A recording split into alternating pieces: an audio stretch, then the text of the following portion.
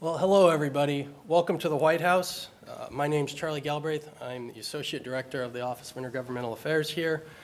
1 year ago, on the Menominee Reservation in Wisconsin, Let's Move in Indian Country was launched with the goal of eliminating childhood obesity within a generation. In order to reach this high goal, Let's Move in Indian Country focuses on 4 pillars that are essential to building a healthy future for Native American youth. In our first year, Let's Move has shown great progress in each pillar. The first pillar, creating a healthy start on life. The Indian Health Service has made an incredible commitment to convert its hospitals to baby-friendly hospitals by the end of this year, and we'll hear from the IHS today. Second pillar, healthy learning communities. Today, we're going to hear from schools and VISTA leaders who are working to improve the eating habits in their communities. Fostering healthy, comprehensive food system policies. There are more than 20 food policy councils being established across Indian Country. And finally, increasing opportunities for physical activity. Almost 10,000 Native American youth have taken part in the President's Active Lifestyle Challenge. It's a number that we would like to see grow exponentially still, and a challenge we're issuing to everyone here today. You can find out more about Let's Move at letsmove.gov/Indian Country and learn how to take the President's Active Lifestyle Challenge there. Now, we are honored to be joined here by 2 great panels of people who have demonstrated success in one or more of these areas. They're here to share their stories.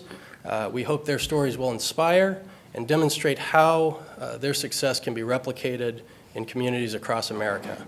And with that, I'd like to introduce our panelists. First, Alvina Begay. Where is Alvina? Alvina, now lots of people run marathons, but she just runs them faster than about 99.9% of people on Earth. She's an inspiration to getting Native youth active across the country, particularly in her own community on the Navajo Reservation. Jack Burns, Nike In7.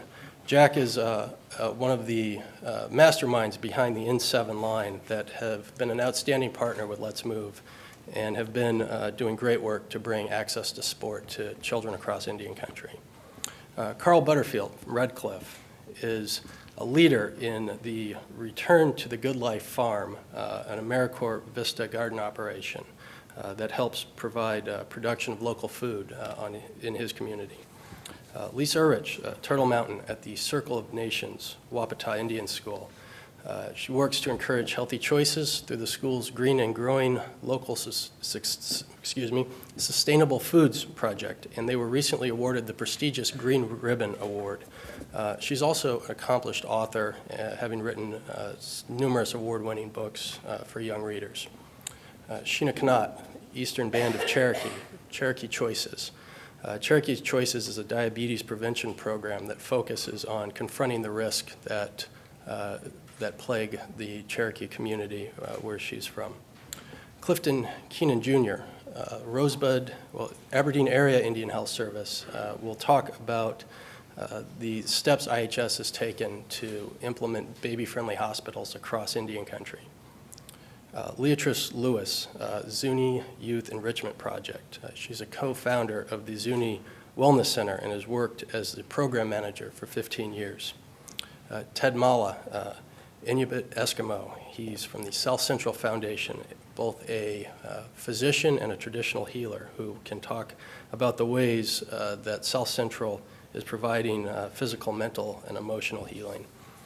Crispin McAllister, Kurok Tribal Council and distance runner. He does more than run marathons. He runs things like 230-mile races across his community to raise awareness and help get youth active. Bruce Pecora, Menominee Tribal Council. Bruce has been instrumental in bringing a grocery store back to his reservation that sells fresh produce and provides healthier dietary options to the Menominee people. Tani Robinson, Northern Cheyenne. If you don't know who Tani is, I promise that your daughters do. She was the first Native woman drafted into the WNBA, and she's played professionally in Israel last year and is on contract to play in Bulgaria next year. Valerie Segrist from the Muckleshoot Sovereignty Project. She serves on this project, which helps bring healthy food to her reservation, and has also written a book about revitalizing Northwest coastal Indian food culture. And we're also going to be joined by Ben Strong, who's hung up at the airport right now, but he was the NCAA Division III Player of the Year, and he is currently playing in the NBA Development League, and has for 8 years now run Big Ben's basketball camp in Red Lake, Minnesota, for children of his community. And both Ben and Tani are going to lead some of the youth here today through some basketball drills after we're done. And with that, I would like to invite Jefferson Keel to come up and lead us in invocation. Jefferson is the president of the National Congress of American Indians. So Jefferson. Thank you. Good afternoon. Pray with me in your own way. Jehovah, Sashifor Holitopa, Magnetica is Pomaka, Ichimachi Moma is Pomaka, Holotablichi Iho, Aona First Lady Michelle Obama, Ichimachi Toksali, Jehovah Chukmashke for. Father, we thank you for all of this gathering today. We thank you for the beautiful day that you've given us. We ask that you reach out and touch each one of those that are here. We ask a special blessing on First Lady Michelle Obama and her work with the youth of Indian country. Father, we ask that you would just continue to be with us today. Give those who have traveled here safe travels as they leave. And Father, be with the speakers today as they depart the knowledge that you would have them give to us. And Father, help us to be strong and represent the people that we do represent at home. Father, we ask all of this in your Son's holy name. Amen. Thank you very much, Jefferson. I'll invite the second panel to go ahead and take your seats. We will call you up at the we'll call it a halftime since we're focused on activity today. Now I'd like to introduce our very special guest. We're thrilled to have Secretary Arne Duncan, the Secretary of the Department of Education, with us today. He was previously the CEO of Chicago Public Schools, and as with many of our panelists and people in the audience, sports has had a great impact on his life. He was the captain of the Harvard basketball team and played professionally for over a decade in Australia. As secretary, he has been a great champion of tribal education.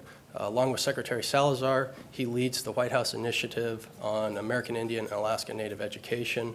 And most recently, he gave the commencement address at Navajo Technical College. So please welcome Secretary Duncan.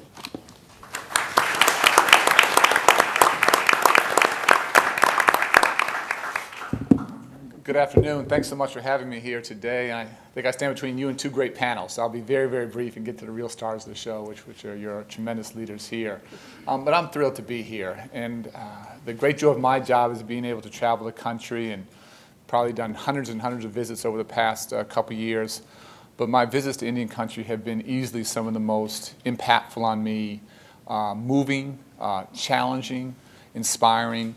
And please hold me and please hold the administration accountable to being a great, great partner for you. I've seen the very real health challenges that we know that exist, the high levels of obesity and other issues, but I also see tremendous hope and inspiration in young people who are looking for opportunities to be successful. I think it's our collective responsibility to give them those chances. And I grew up running around. For me, it was basketball. Like some of you, others here are runners. I'm glad I'm not having to race against any of the amazing runners here. It would not be pretty. But just speaking as growing up as a young boy, it was really tough for me to stay in class and concentrate if I didn't have a chance to exercise and have a little recess. And if I had a chance to burn off some steam, then I could sit down and concentrate. If I didn't have those kinds of opportunities, I felt very badly for my teachers because I was a handful. And what was true for me anecdotally or personally, we know through so much scientific research that the tie between physical activity and academic success is very, very strong. And if we want to dramatically increase our high school graduation rates, if we want to significantly reduce our high school dropout rates that are far, far too high in Indian country, if we want to make sure all of our young people are graduating from high school, college, and career ready, this tie between physical activity and academic success. Those two things are inextricably linked. So we have to become more creative. We have to become more intentional. Whether it's 2-year-olds or 17-year-olds, it doesn't matter. We have to make sure that young people have these kinds of opportunities every single day. It starts to be part of their culture. And if we do that, if they're exercising, they're eating in a healthy manner, they're building habits that aren't just going to help them for the short term. These are building lifelong habits that are going to help them, literally for the rest of their lives. So whatever we can do collectively to create these opportunities to exercise on a daily basis, whatever it might be, to eat very nutritious food, to stay in shape, the physical benefits, the academic benefits, the intellectual benefits, I can't overstate how important this is. There are a number of opportunities that you may not be aware of, just to put them out there, a couple things to think about. The USDA, who's been a great, great partner, Tom Vilsack, has a couple things. The Healthier Schools Challenge that has awards from $500 to $2,000 for schools trying to do some creative things there.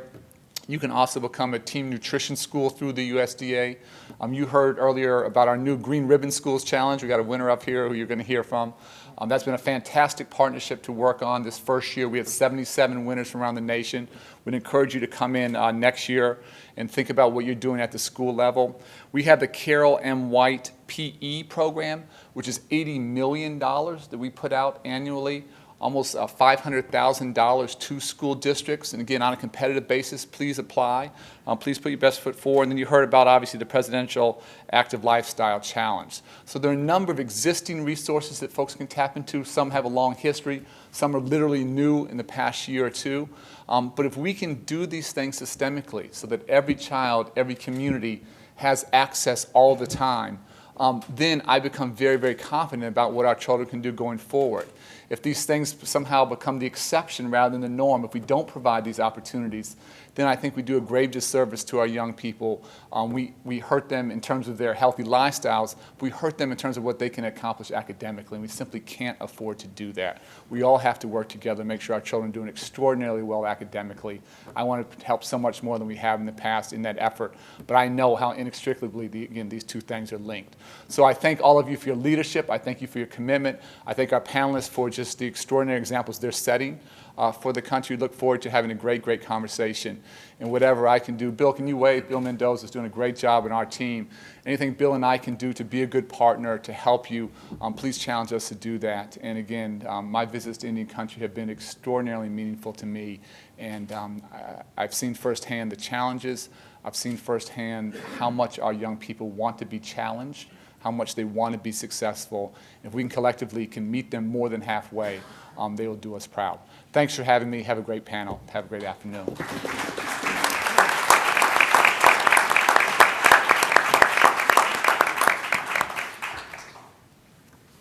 Thank you very much, and thank you again to the entire Department of Education for their commitment to Indian country. Now I'd like to invite up the moderator of our first panel, Del Lavender. Del's a member of the Crow Nation. He has served in several roles in the Department of the Interior and is currently serving as the Acting Assistant Secretary for Indian Affairs. He's previously worked in Indian country as an attorney, a tribal judge, a law professor. And he's always telling me how good he is at basketball, but I've never actually seen it. So I hope he brought his shoes, and we'll head over to the courts with all the youth in the room after the panel today. So Del, thank you.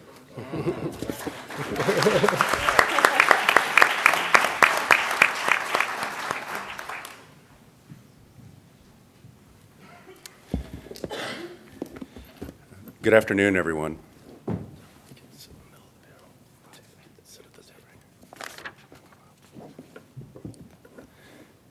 Just a few remarks, and I'll go ahead and sit down among the panelists here, but I just wanted to say, first of all, thank you for most of that introduction, Charlie.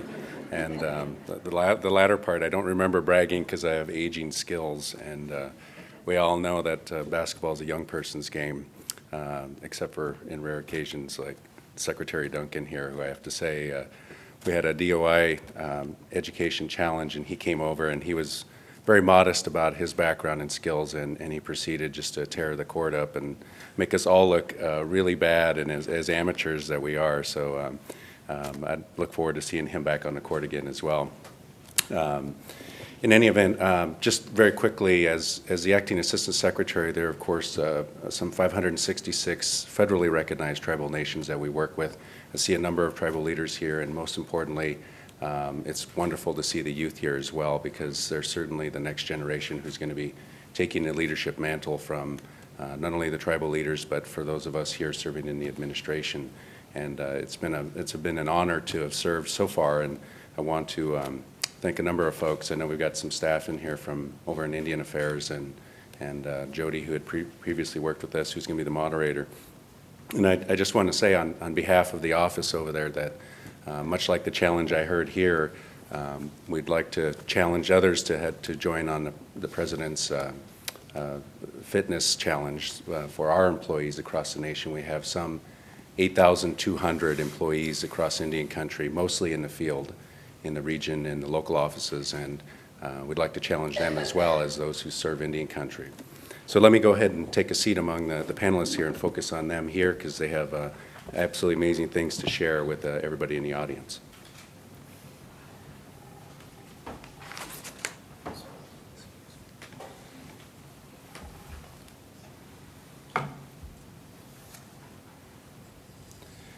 So what I'll do here is ask a series of questions from each of the panelists, and then hopefully have some follow-up questions, and then even if people feel so comfortable with each other to follow up questions themselves of the types of things that everyone's doing, because we have such a eclectic group here and diverse types of things that people have accomplished. I think it'll be very interesting to hear all the types of things and hopefully inspire and work with others who are out there in the audience and at home.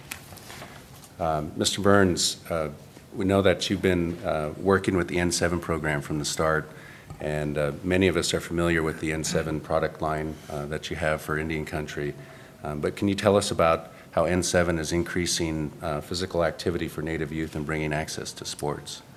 Absolutely. We don't run any programs ourselves. We're very fortunate that the products that you see with the N7 logo on there, proceeds from that product go into the N7 fund. And we have a board of directors, one who has joined us here today, Ernie Stevens, and we have the opportunity to review hundreds and hundreds of applications of incredible programs. And I know we were talking about a little bit earlier, some of the challenges that these kids face every single day can be a little bit overwhelming. However, I get inspired when I start sifting through all those programs and all those people, similar to a lot of folks who are sitting here on this panel today. I get inspired by what can happen, what is happening, what continues to happen. And it certainly gives me great hope of what the possibilities are for the future. And so our role in this is to provide, that supports that little bit of funding to hopefully keep those ideas going and keep those ideas rolling. Well, it sounds great. And are there examples you can provide on where you've seen some of the successes in the communities? Well, it was actually just a couple of weeks ago. Native American Youth and Family Services up in Portland, Oregon, for example. I happened to be there. And there was a field day that was put on, and it was fascinating to me because a lot of kids were active. A lot of kids were enjoying it. They were having a blast. We had 10 different stations. And through the leadership at that facility, through their energy, and through the activities, all of a sudden I saw, there's always those kids who are not necessarily, don't want to be involved. And they kind of step back. But there was so much good energy. There was so many good things going on that all of a sudden you saw them creep over. And if we provide those opportunities, we provide those moments that those kids can have access to movement, access to sport, then that does provide the opportunity to reach their potential. So that's just one moment recently that I got to witness where when you have the event, there is that chance that, oh gosh, maybe we can pull one more kid in to get active and maybe change the lifestyle that they're leading right now. That's a great example. I really appreciate that. Let's move on to each of the panelists, and if we have enough time, we can circle back with another question. Ms. Erdick, I understand that gardening is a family tradition for you, and that you focus this passion on encouraging healthy choices in your community. Can you explain why this is an important issue to you and some tips on how you're able to maintain the Green and Growing program at the Circle of Nations School? Well, okay, the reason I guess it's a family tradition is my grandfather was in the first class of Turtle Mountain Chippewa students at the Wapton Indian School, and he learned to be a gardener, and he was a career gardener, market gardener, and truck farmer, and so all my family are garden nuts, I guess. And a few years ago, we got I should mention real quick, we're a boarding school in Wapton, North Dakota. We're a 24/7 type small school, and so we have a lot of advantages there to really work with the kids, and the kids eat there. And so we had a great school year. We just received Healthier U.S. Schools Gold Award this year, and a few days, it's like 3 days after our Gold Award day, we also received BIE Green Ribbon School Award. So it was a good school year for us, and the kids are pretty interested in their food because it's theirs, they grew it, and we've done a lot of nutrition improvements with our school food service program, and we have a salad bar every day, and we have 2 nutrition breaks during the school day for fresh fruits and vegetables, and it helps with their academic performance and everything else. That's about the gardening, I guess. Yeah, well, congratulations on both those sets of awards. That sets a Okay. wonderful example for Indian country. In the Sustainable Food Project that you have, what types of fruits and vegetables and other things do you have that are continuously used for those? We have broccoli from Muhammad Ali Center that we just finally used up from last year. They sent us a truckload of plants, and we planted them, and I want to give a kind of a shout out to my sister. She's an Indian Health Service pediatrician, and she's a garden nut too. So she made this nice picture book for children and families, and it's about eating fruits and vegetables, and it's a diabetes prevention picture book. So the Indian Health Service and our classrooms and other organizations have used this book. And also our kids made a film, Commod Squad, and I have some things I could share, but I'm a big arts advocate, and so that works with everything. We have curriculum integration, and the art just makes everybody like topics like nutrition and diabetes and things more exciting, engaging. And That's great. I think the title on that was Live Long and Live Strong for the Right. one that you're promoting. And so, the Commod Squad, I Yeah. assume they do lots of different cheeses and some really bad peanut butter but in I a great think- can that just says peanut butter. they're eating commods in this, and they're watching TV, and then they switch their lifestyle. They got the commods from me, I'll admit it. Yeah, I hear there's a market for that now, whereas before I used to just be a line, but yeah. Well, thank you very much. Ms. Kanat, virtually everyone in Indian country has been touched by diabetes in one way or another. Can you please talk a little bit about Cherokee Choices, which confronts the environmental and biological factors that put Cherokee people and other Indians at higher risk for diabetes? Sure can. Good afternoon, everyone. First of all, I want to thank you for giving me the opportunity to come and represent Cherokee Choices, the Eastern Band of Cherokee Indians, as well as my colleagues back at home who are very passionate about the work they do and who work hard every day to make positive changes for our community. As many of you already know, obesity and diabetes has progressed at a rapid rate, and for communities of color, that rate is double. This is hard to believe when not even 100 years ago, that term was unrecognizable to the Cherokee people. Cherokee Choices works to mobilize the community to confront environmental and biological factors that put Cherokee people at higher risk for diabetes. The cornerstone of this program are listening to the community and providing social support to increase physical activity and promote well-being and healthy choices, which can reduce the risk for obesity and diabetes. Some of the ways we have helped are through mentoring elementary school children and staff to develop lesson plans on self-esteem, cultural pride, conflict resolution, emotional well-being, and health knowledge. There is also a weekly after-school program to enhance teamwork, cultural awareness, and physical health. Our nutritionists, dietitians, and fitness workers help tribal members participate in activities at their work sites and in the community that are designed to help them reduce stress, eat healthier foods, and increase their physical activity levels. The philosophy that underlines the Cherokee Choices program is that conducting multiple activities at the same time can bring about community and systems change. So this is why Cherokee Choices is so vital and important to our community.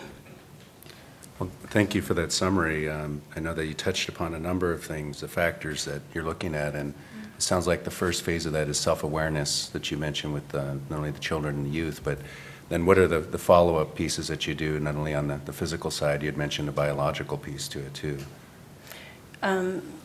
Knowing your sense of place, we really hone in on the Cherokee values and incorporate those into, we have Cherokee Lifestyle Balance classes, which is based off the diabetes prevention program.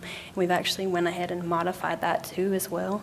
We provide annual 5K runs, actually 3 or 4 of them a year, just to create that environment. And if you live in a small town like Cherokee, and you only have fast food restaurants to choose from, it's really teaching people what can you order in a fast food restaurant that is healthier and better for you. Oh, those are very good concrete examples of how to change what's the existing status quo in order to address this. Sounds very powerful and meaningful. Appreciate that. Moving on to Mr. Kennan here over at Rosebud Indian Service Hospital. A major component of LetsMove in Indian Country is fostering a healthy start on life, and IHS has been a leader in some respects on this front. Rosebud will soon become the first accredited baby-friendly hospital in the IHS system. Can you tell us what it means to be certified and what this can mean for other communities that have IHS as a service area? Good afternoon. First, I'd like to say I count it as an honor and a privilege to speak to you today. And for that honor and privilege, I am so very grateful to the leadership of the Indian Health Service, the leadership of the Aberdeen area, specifically the Director of the Division of Nursing, Ms. Mary Lynn Eaglestaff, and all of the staff nurses and healthcare providers who are working so diligently every single day to make sure that our healthcare is enhanced and that we're delivering evidence-based care. They are the true heroes behind Baby Friendly, and publicly I'd like to acknowledge that I am just a small representation of a much greater team. With that being said, the Baby Friendly Hospital Initiative is a quality recognition program that highlights maternity facilities that have created an optimal environment not only for mother-infant bonding, but for optimal feeding. Standing on the foundation of the 10 steps to successful breastfeeding as outlined by the World Health Organization and the United Nations International Children's Emergency Fund. Through the implementation of these 10 steps, healthcare facilities enjoy increased breastfeeding initiation rates, duration, and exclusivity rates. We are very excited to say that we have implemented these 10 steps at the Rosebud Indian Hospital and have completed the Baby Friendly program and are anxiously awaiting our assessment.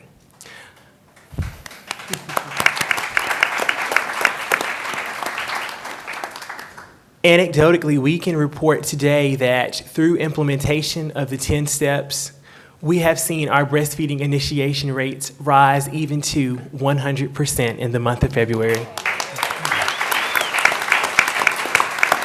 We have created a culture where breastfeeding is the normal and the safest way to feed children.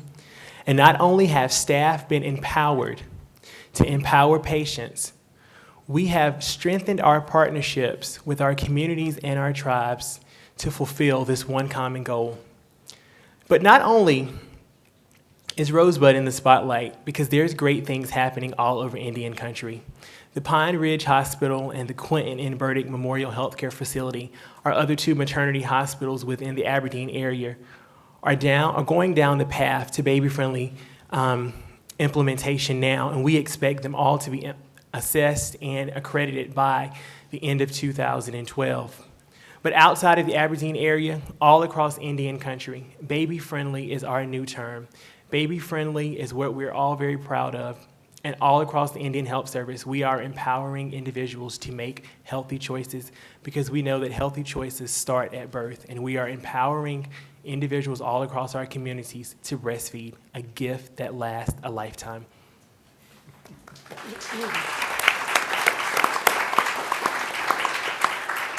Thank you first for the summary, and then also the acknowledgement of so many of the others who are living and working in Indian country and sacrificing really to make their communities better. How did you come up with the 10 steps in order to create the baby-friendly environment that you're talking about? The Baby Friendly Hospital Initiative and the 10 Steps to Successful Breastfeeding is an international program, a program that has been successfully implemented within all geographical regions of the world and all populations. The program is administered by the World Health Organization internationally, but here within the United States, it is implemented underneath the authority of Baby Friendly USA. It is an evidence-based care model that, when implemented, dramatically shifts the paradigm of the way we deliver health care. And we've partnered with this organization to model our practices after the 10 steps to successful breastfeeding, because we know that all over the world, when other facilities have adopted these practices, they have enjoyed many great successes. That's great, and I know that creating the environment, you mentioned baby-friendly, but this also, you mentioned empowerment. This is empowering the mothers of the children in order to create the baby-friendly environment as well, right? Both sides? That is correct. Great, thank you. Moving on to Ms. Lewis here on the Zuni Youth Enrichment Project. As a co-founder and program manager of the Zuni Wellness Center, could you please tell us a little bit about the center, as well as the obstacles that you had to overcome to create and maintain this very important project? Thank you. Before I begin, I would like to just acknowledge the indigenous peoples of this area that roam the Potomac River, and also the many supporting systems that are here in place for all of us to be here at this time. So thank you very much for this opportunity to represent the Zuni Youth Enrichment Project.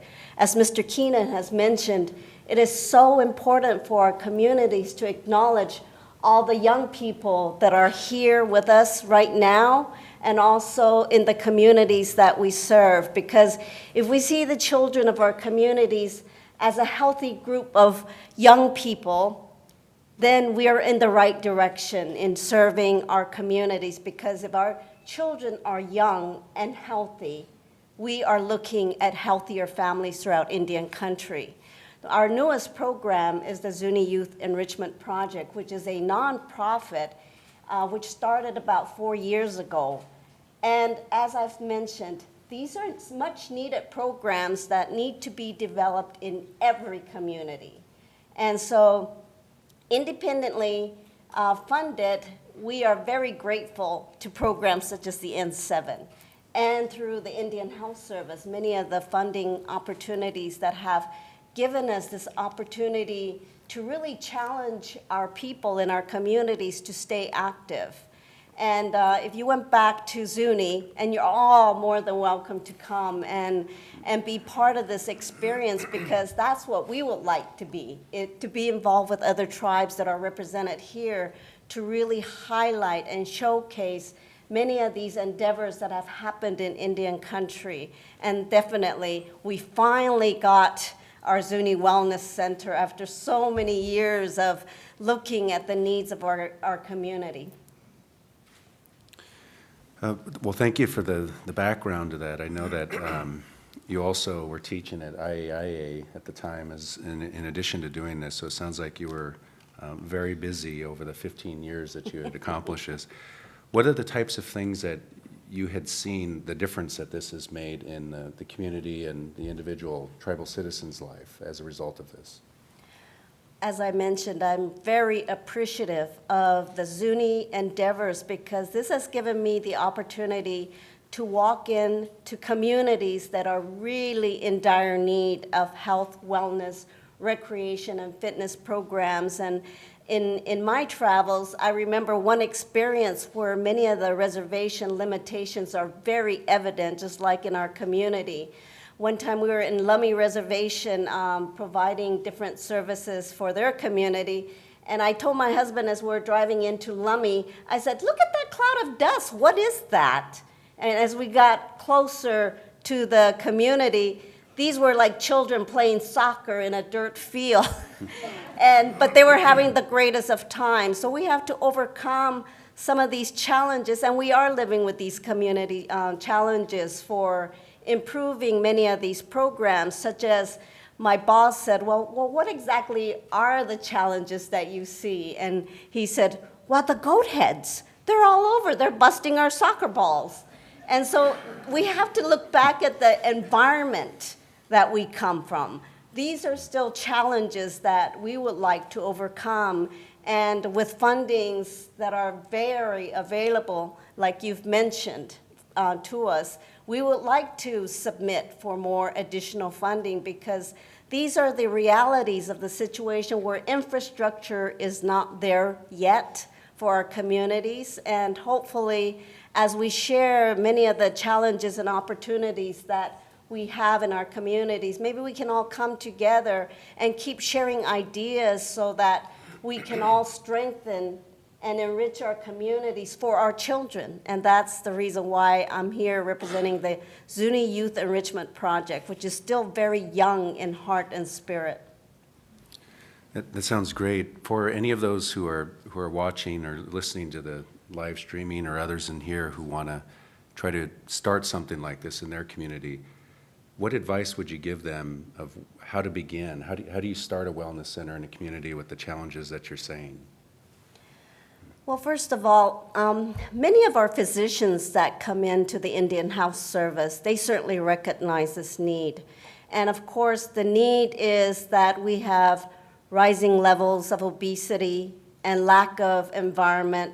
But first of all, just to look at our own human resources in our community, those people that will stand by us and write our grants. And certainly I want to, as someone said, give a shout out to a couple of doctors who are helping us out, Dr. Tom Faber and Dr. Valerie Wrangler from the Zuni Indian Hospital, who have stood by day in and day night supporting many of us. So utilize the human resources, whether they come from the outside, whether right there in the communities. I cannot say enough of our volunteers who come to help us out in many of the activities. So volunteers are certainly very important. We're also related in our clan-wise. So anytime we have special event, it's all the aunties and the uncles that are standing in the back that have supported us to be successful. But one of the things that back 26 years ago, if I can remember, it just took a small group of people to really devote themselves to this message of healthy lives, for our Indian communities, to be fit for life. And when we think about our children, we really want to say that we want our youth to lead our communities sooner or later. However, we have to ask the question if our children are really fit to lead our communities and lead to contributions and success in our communities. So I want to say thank you for all the young people in here, getting to be here at this great facility and to be part of this future for you. That's why we're here. Well, thank you for that very much, for start at the local IHS and others who have seen the various challenges that are there firsthand and experienced it, and start with them first because they probably have a lot of ideas based on experience. Go to Dr. Mala here. As the panel's only physician and the only Alaska Native, not to isolate you with these labels, but what are some of the health challenges that Alaska Native youth must overcome in rural Alaska? Well, I would like to send everyone greetings and blessings from Alaska, from the north. I'm here with South Central Foundation, which is a Native Health Corporation, where I am the Director of Traditional Healing. I would like to mention very briefly that thanks to our Board of Directors and Catherine Gottlieb, our Director, they've given us our wings with the support of Indian Health Service to run a traditional healing clinic and to incorporate it with Western medicine. So 10,000 years of experience from our elders have been passed down. And I believe when you incorporate traditional healing with Western medicine, you have incredible results. So when we talk about our outreach to youth, which is very great, we talk about the physical, spiritual, emotional, and mental parts. And we are kind of a birth to death operation. We co-manage the Alaska Native Medical Center, where we see 2,000 patients a day. And I think we're doing something right because we just won the National Baldrige Award. And so we incorporate this from all levels of life. And we try to incorporate the spiritual, the mental, and along with the physical. And it's so important to start that at an early age. We have a wonderful RAISE program where we take youth from 14 to 17 years old. We take them out all summer. We expose them to many activities. They work side by side with us. But the physical part includes subsistence activities. They go and they pull fish nets. In a lot of our places where I'm from, in Buckland, near Kotzebue area, you'll see lots of these things out where we don't have roads. We don't have running water or bathrooms or whatever, but we have lots of physical activity. I can tell you that if you go to Kotzebue today, you will see at 2 in the morning, you'll see a softball game. You will see kids out everywhere doing physical things. On the Aleutian Islands, we have people that during the school year, their physical activity includes native dancing. And I think it's really important to include culture. One of the things that we hear most of all, and you ask about what our problems are negative images we get from television. I've been to different seminars, even here in Washington, and the whole time they told us how bad we were, how much trouble we had, we were the center of this and that, and no good news, but there is so much good news going on in Indian country, and youth have just a wonderful, wonderful future. Yes, we have the same problems with, they're sitting around too much, especially in the winter, playing on the computer too much. We support and use this let's move it kind of idea. We have also a problem with diabetes, but we also encourage people to use native foods. We've published a book that has recipes of how do you cook seal, how do you get walrus, how do you do caribou. And in fact, all the basic ingredients you need for life that have sustained people for 10,000 years are out walking around the school and around the village. It's just a matter of how do you use it, how do you get there, and how do you get permission to serve it in the school, but we're working on that. So the issues really are food. Food is a spiritual healing thing in our native hospital. We serve the things that all hospitals do, but I also see people bringing in bags of food. Maybe they're not supposed to, but native food that heal. So when we look at the physical, spiritual, mental, and emotional things, food, diet, nutrition. We have a garden at our traditional healing clinic where we teach people Creator made everything. There's no such thing as a weed. We don't understand Roundup. We don't understand things that kill things because all these plants have healing abilities. And Creator made these healing gardens and gave us everything we need, and elders are starting to finally teach how to use these things. So there's no real excuse. So yes, physical activity is important for us. And you have problems you see all over Indian country, and suicide and alcohol abuse and all these things. But the answer obviously is starting in schools, starting young. Michelle Obama's efforts are phenomenal. Planting gardens, starting all these kinds of things that have sustained people for centuries. But the idea is you have to combine culture. You need from a very early age. You have to be proud of who you are. You have to accept and bless what Creator has made you. You're made, it doesn't matter. I'm Eskimo and Russian. Well, and my family came over from Siberia. I was the first in our generation born in the United States.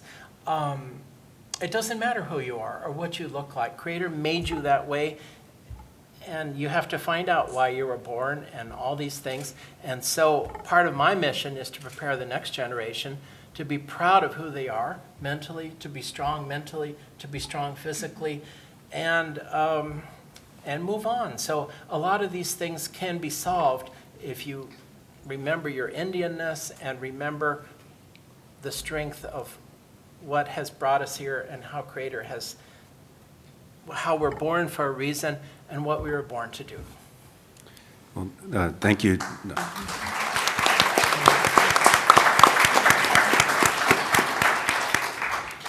I think that's where we're supposed to say, I believe, and we're right with you.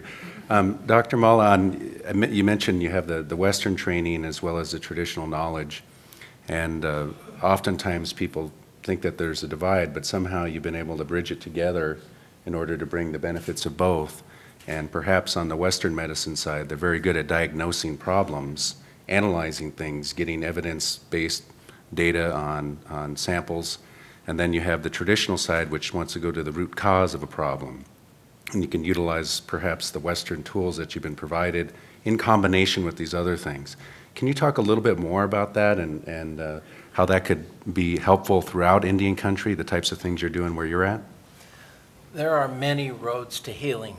There is not one way. And people have to understand that. If you look at health around the planet, you will see that many people without CAT scanners, without MRIs, without big hospitals, live to be 120 years old. And a lot of that we've looked at is combining culture and healing. People need to take responsibility for themselves. Stop relying on government. Indian Health and everyone else are tools of dedicated, loving, good people that guide us. But people have to start taking responsibility for themselves and realize that healing, you want to be healed, then heal yourself. Work with Creator, and we give you the tools. We give you our best advice on what we think you should do. But you're the physician. You have to figure this thing out. We see people with mental health problems. We see people with physical problems. We see people with both. But what tribes need to do is incorporate traditional healing. We're very blessed to have a traditional healing clinic, which, by the way, doesn't get funded. We fund ourselves. But I think we need to look at traditional healers. We need to bring some of these traditions back. But also don't forget nutrition. Food is healing, especially in hospitals. People are afraid to be touched in hospitals, and yet people are starving to be touched in hospitals. People want their food to get better. People want their elders to come visit them. We're using telemedicine for people to visit each other from villages. My village is way up there. It costs more to go there than maybe come to DC. But we use telemedicine during these hours to keep families together, bring people together. That's part of the healing. It's not just a pill and sit there and do nothing. It's incorporating all this incredible stuff that's out there and working with elders.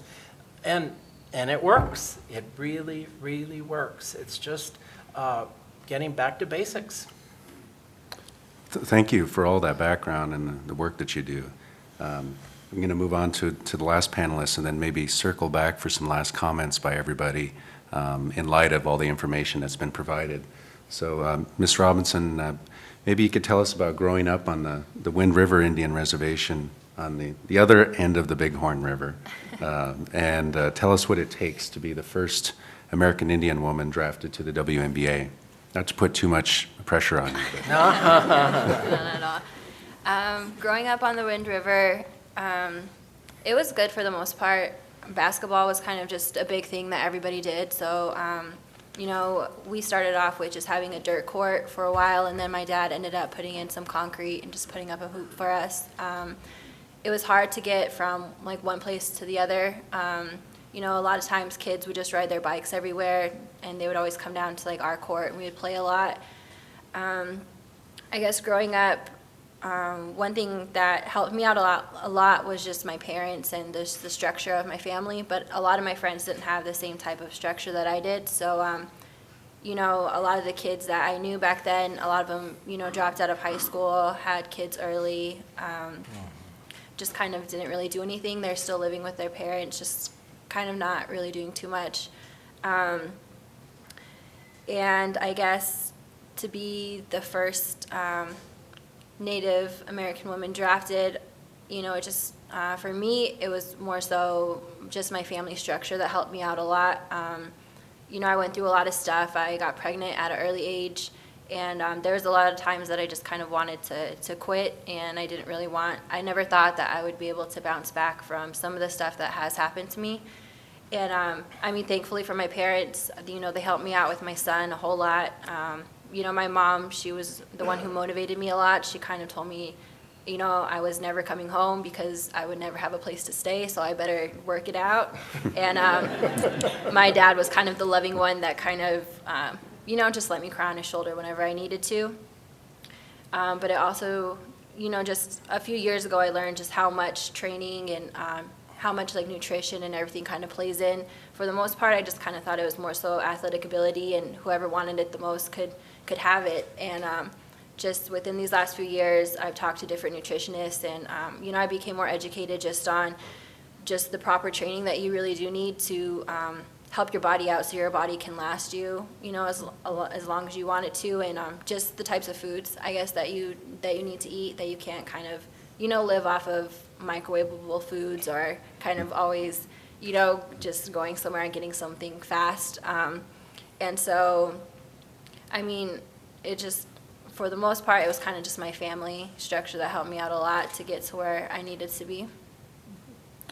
Well, it's certainly an amazing story, and maybe for those in the audience and others listening, you can explain more how you overcame those obstacles. What did it take? How did you work through that when you face these challenges and problems, and then continue on into a path of success? Let's see. I guess the first struggle that I had to really go through was in high school. I got in trouble for drinking, and I got in really big trouble. And the thing that I had to kind of learn at an early age was that you have to kind of own up to what you did wrong. If you did something wrong, then you kind of have to own up for it. A lot of times I fell in high school. A lot of kids, or just even myself, we like to blame everybody else for our own problems, and we like to kind of point the finger. And I was out at a party, and I drove home, and I got in trouble, and I had to own up to that because all the fingers were pointing back at me, and there's no possible way I could point it back at nobody else. And I think that's the first time that I really had to stand up for myself, and just kind of fight a problem head on and just try to work through it. And then I got pregnant, and that was probably one of the biggest things I had to deal with.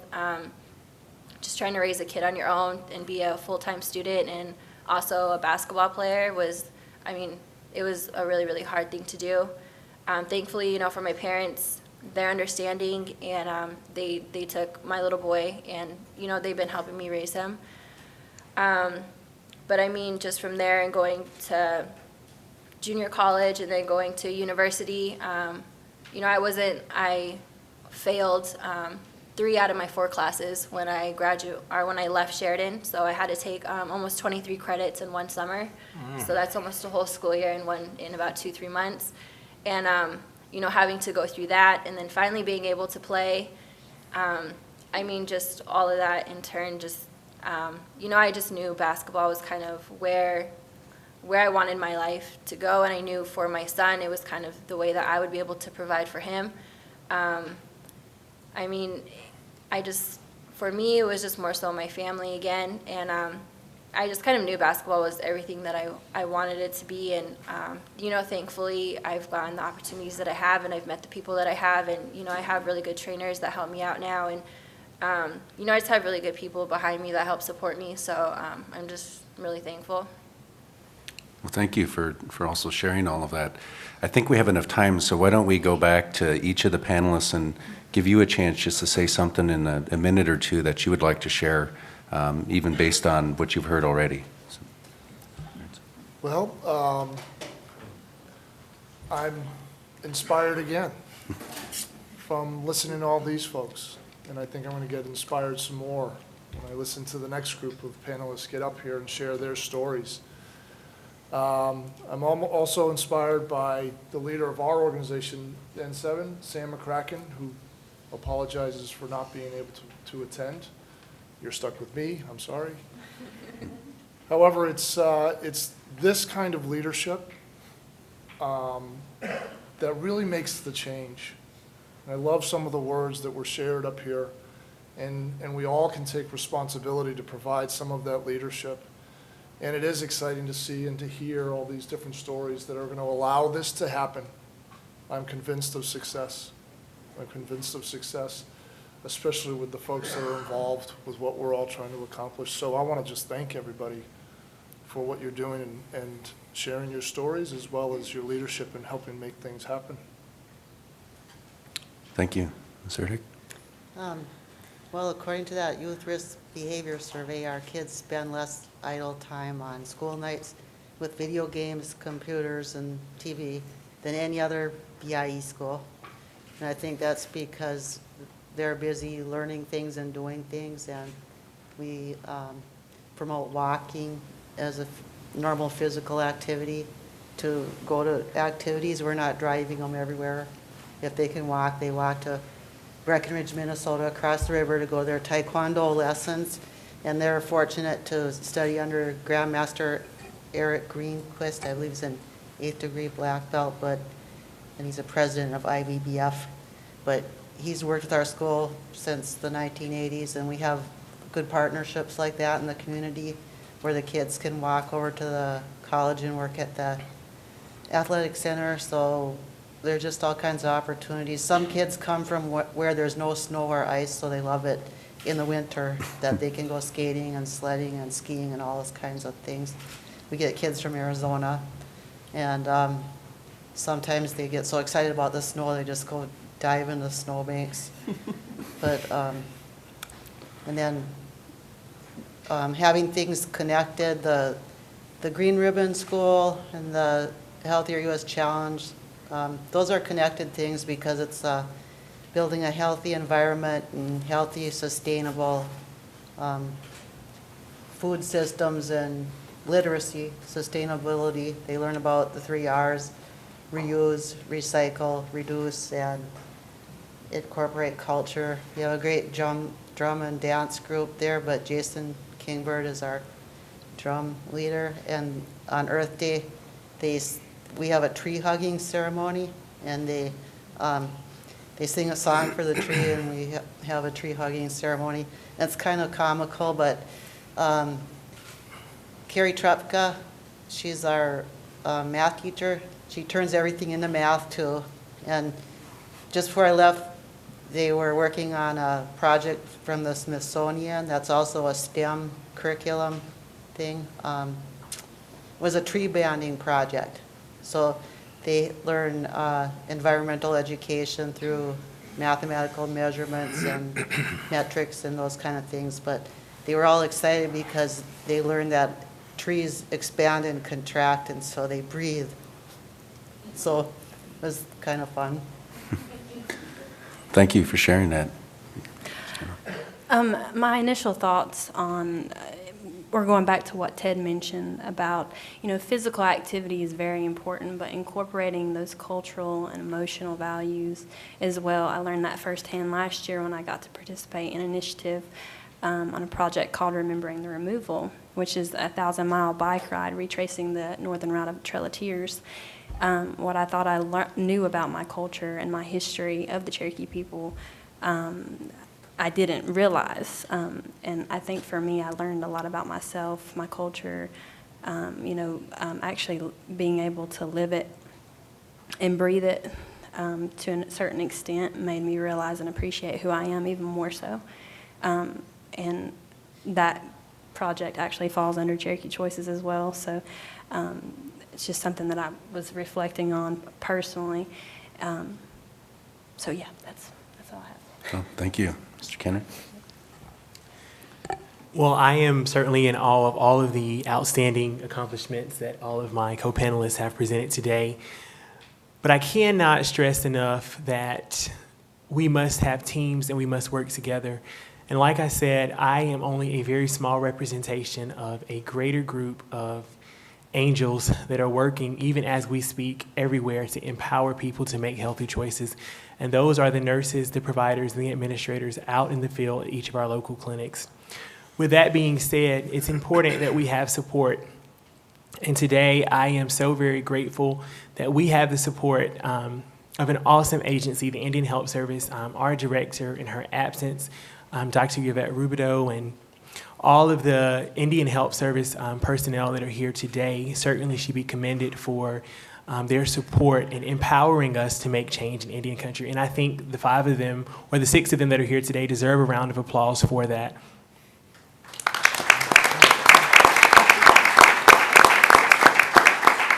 And I am so very honored to have worked with all of them. And to just close everything up, I'd like to thank my family. I am from the East Coast, and my family so graciously has supported me in living in South Dakota to serve and to do work with the Indian Health Service.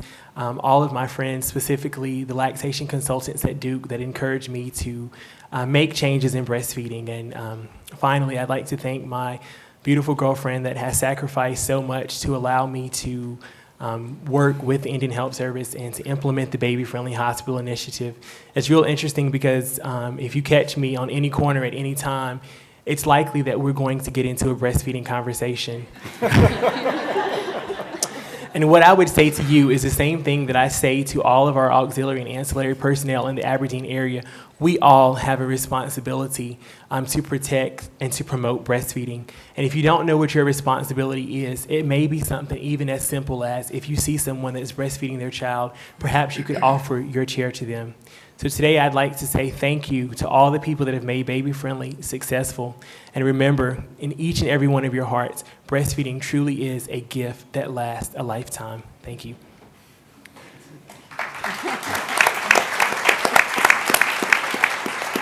And I won't ask another question, but I think he might have been one of the ones diving in the snow from the East Coast over at South Dakota.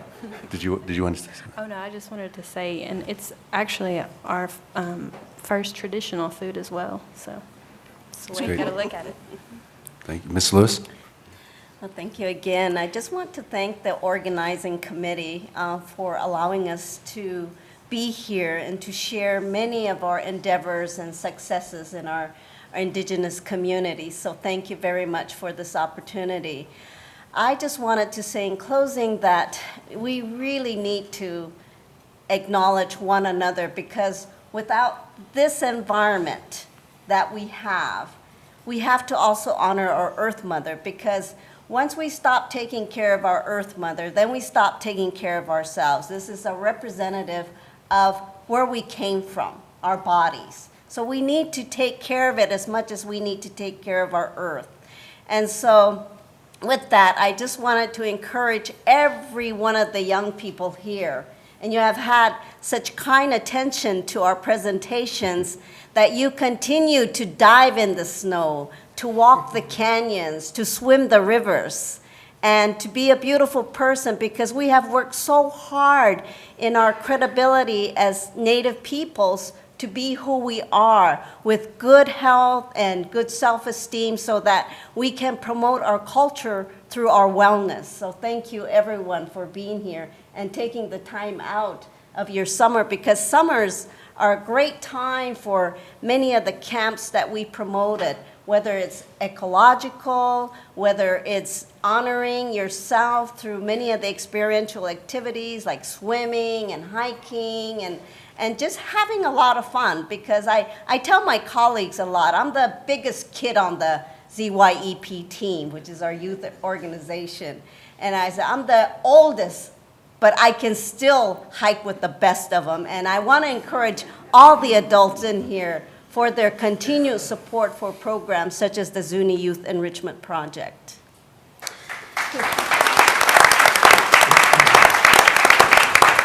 Thank you, Dr. Mala, and then Ms. Robinson. There are so many people to thank, of course, and I have to thank my wife, who's native Hawaiian, who's somewhere on TV land. And I want to mention that to heal and to be healthy, the secret is to help others. If you are strong and you're well, and you want to stay strong and well, then you go find a profession that helps others. Think about Indian Health. Think about teaching. Think about anything that helps other people in the community. I started Indian Health when I was in my 20s, and now I'm a murderer. And not sure what that means, but I'm sure somehow I'll get this meaning. But I guess I just want to leave you, I don't have any great words of wisdom other than I'll give you the thought to think about that's on my desk and in big letters, and it says, Creator heals, and the physician collects the fees. Thank you. Ms. Robinson, to close? Just like Jack said, I'm very, inspired and just thankful I could be up here with everybody. And it's really nice to hear everybody's stories and what they're doing for the Native community. And I'm just really happy to know that this initiative that the First Lady has just came so far within the first year. And I'm just really thankful and honored to be here today. Well, thank you. And why don't we give a round of applause to all the panelists?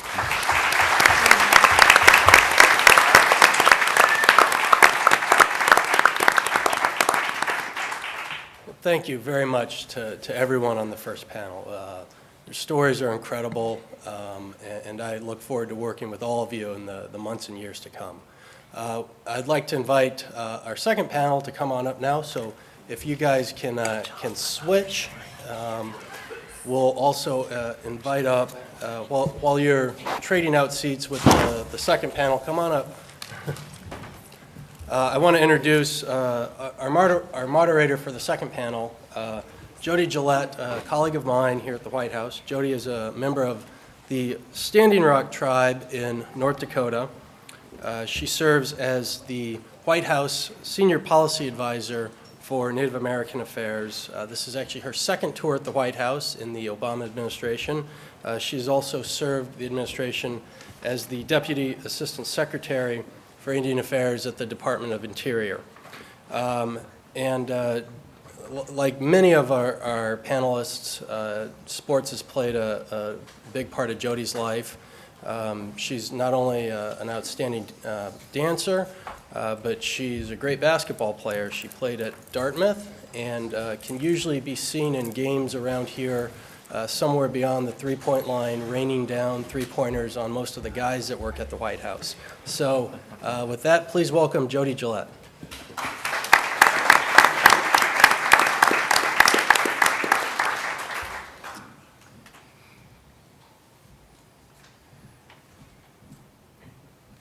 Thank you, Charlie. That was a very kind introduction. I was a little bit worried after the first moderator's introduction, but he's done a great job putting this together. So let's give Charlie a hand.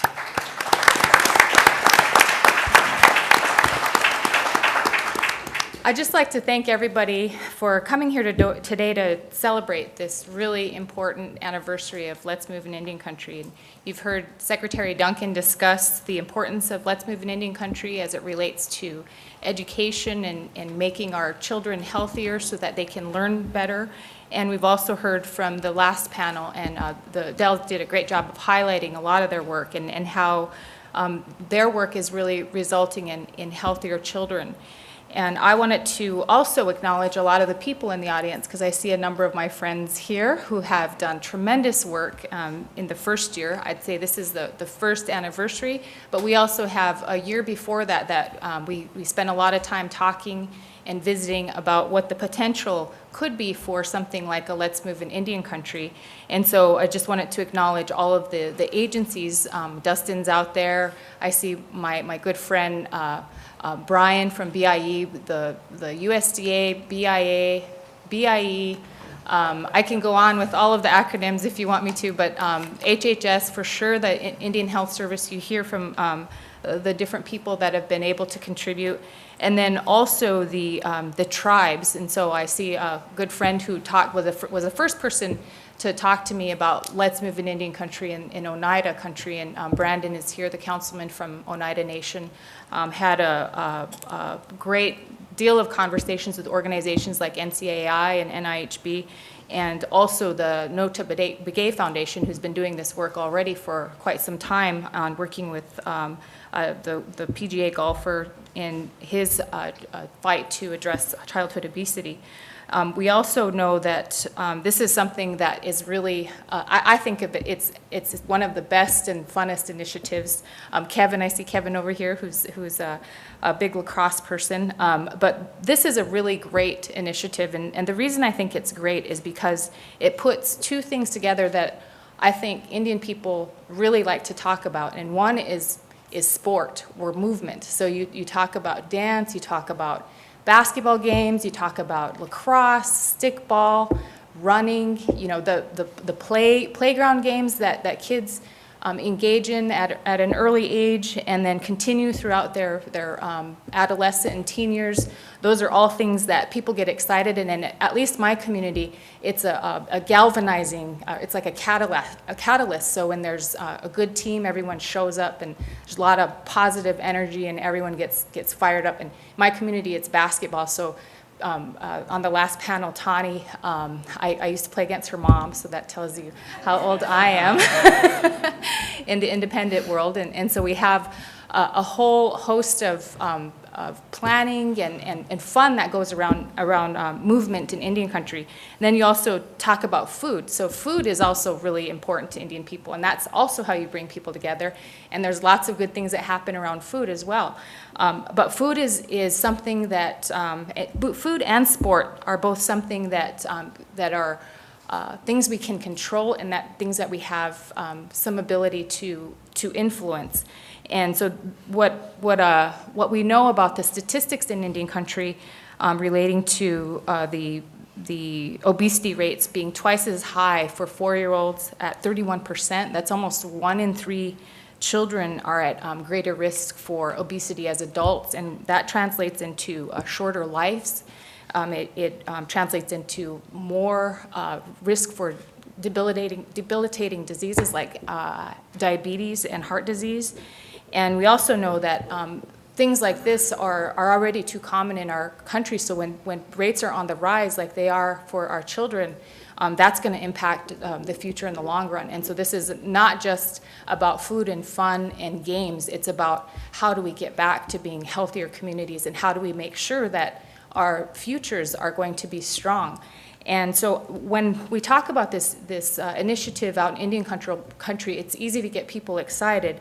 What it's hard to do is to keep a sustained effort going. And I think that what we're trying to do here today is to bring people to the table who've been able to decipher and do those things on the ground that people in Washington, D.C. can only talk about. And so we can only talk about these things, but the people that can really do it are the ones that are here with us today.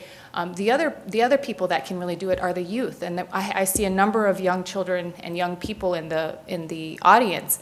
And I know that it is hard to hear.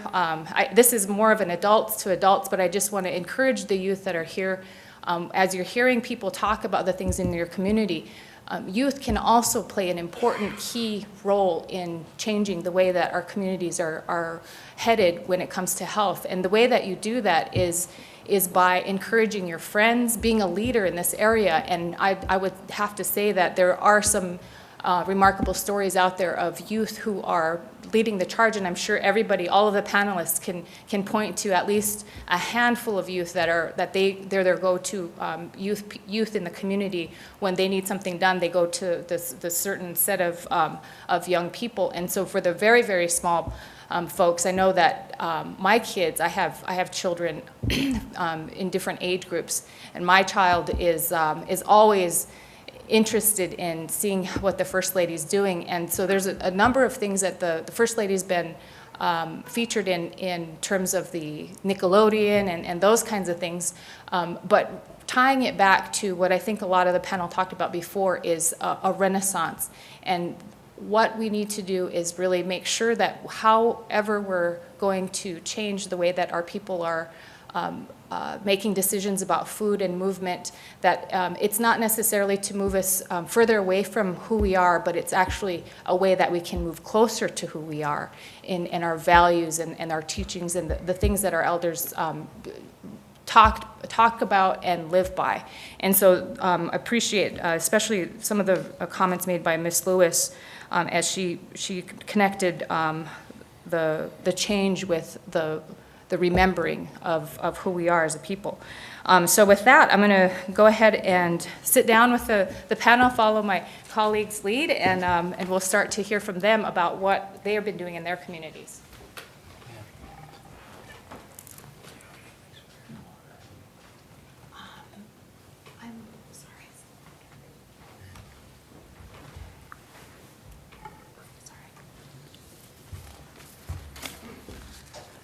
So we have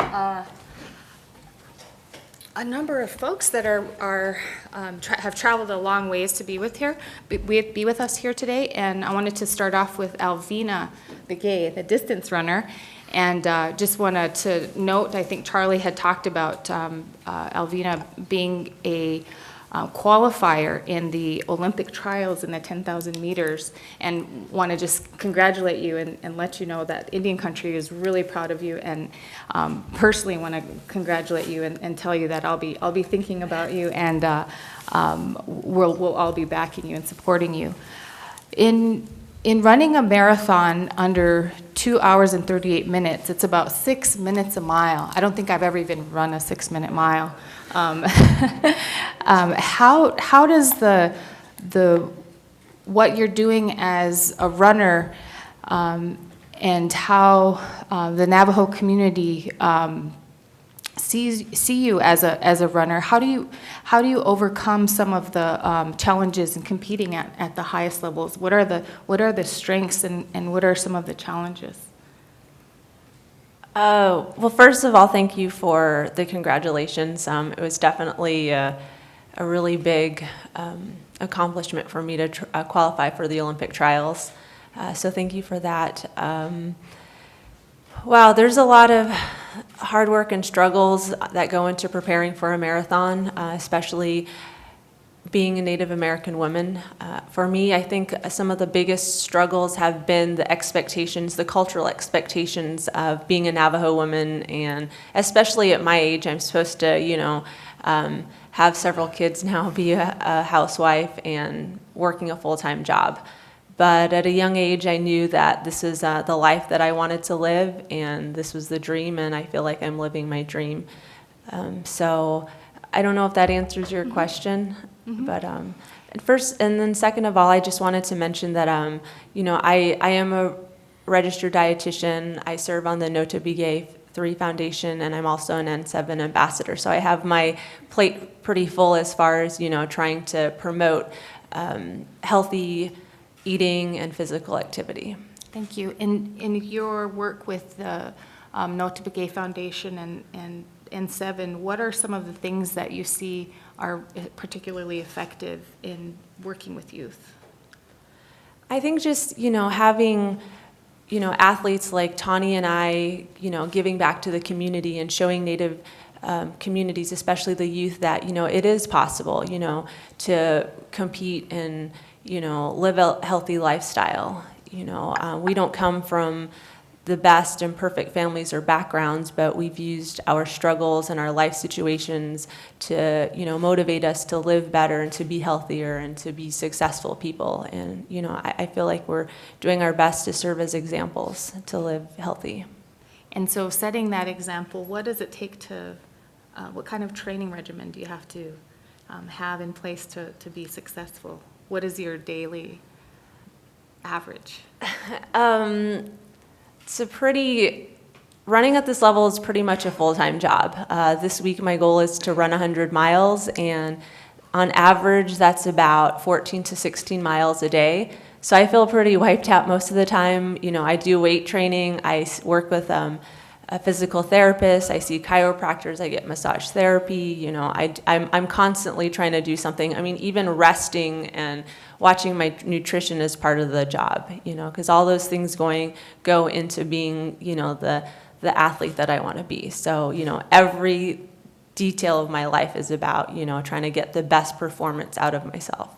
Well, it's really great to see, especially for the youth, to see the level of success that you've been able to achieve and who you are. Thank you. And so next we'll go to Carl Butterfield, and he's with AmeriCorps Vista Garden Operations. And can you tell us about the program that you lead in your community?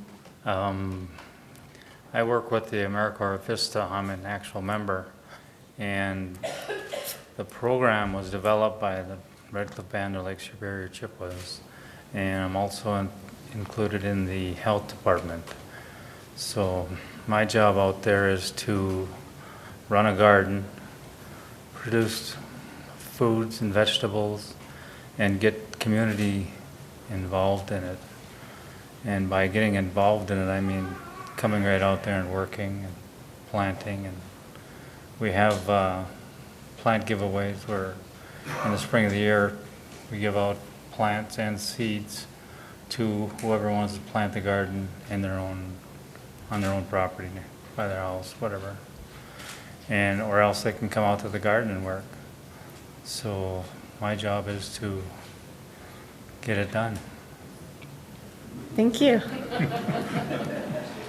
So how do you get the kids engaged in gardening and get them interested and how do you work with them on the appreciation of the importance of food sustainability and local grown produce? We start with the Earlyhood Child Center, and they have a little section in our garden that they do themselves. They come out and they, in the greenhouse when it's cold, they'll plant their seeds and they'll start their plants. And then next week or the week after, which is the first part of June, it'll be after the full moon in June, we'll go to plant the plants in the garden. The youth come and they do that themselves. They plant their own plants, plant their own seeds, and it's their own garden, and they get to come out and do their own weeding and do it all themselves, so they know. And along with ECC, children coming out, their parents also come along. So it's not only a learning experience for the children, but also with the parent. We would like to get that connected with the Bayfield School to see if we can get the parents to come along. We have a teacher come out and then some children from different classes and do work in the gardens. We have an orchard, they come pick apples, but we don't have the parents' involvement, and we'd like to see more of that. Mm-hmm. Thank you so much. So we have Crispin McAllister from the Karuk Tribal Council, and we wanted to visit with him about the 230-mile run. We just want to, I'm just curious, can you just tell us a little bit about that, how it got started? And we talked a little bit, but I think it'd be important for everybody to hear the story. There's a history of distance running in the Karuk tribe. It was the 1920s. There was two events. One went from San Francisco to Grants Pass. It's 480 miles that had Karuk runners participating. And that was, in a way, part of the motivation. And other parts were that it was something that I felt was a way to keep me healthy. And I had gotten elected onto the council. That's a lot of sitting down with politics, a lot of physical activity. And running is a way to, for me anyway, to stay in shape. And it's kind of that time where I get to think about some other decisions to make. And the youth council that participated is actually sitting in the room. The majority of them got to run and participate in the event. Inspiring the youth was something that was really important, and they're the Karuk Tribal Youth Council, future leaders of the tribe, so demonstrating and leading by example. Do you want to raise your hand and let everybody want to see where they're sitting?